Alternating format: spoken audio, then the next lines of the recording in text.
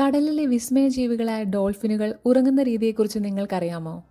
അവ വളരെ രസകരവും അതുപോലെ ബുദ്ധിപരവുമായ ഒരു വിദ്യയാണ് ഉറങ്ങാൻ ഉപയോഗിക്കുന്നത്.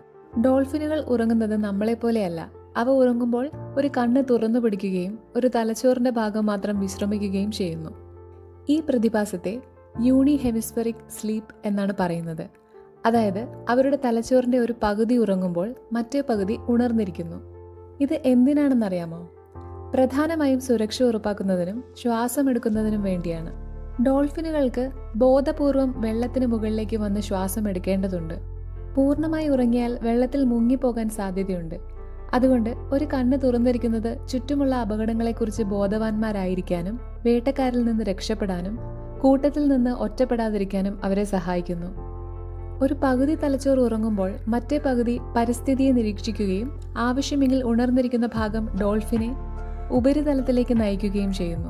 കുറച്ചു മണിക്കൂറുകൾക്ക് ശേഷം ഉറങ്ങുന്നതും ഉണർന്നിരിക്കുന്നതുമായ തലച്ചോറിന്റെ ഭാഗങ്ങൾ പരസ്പരം മാറുകയും ചെയ്യും.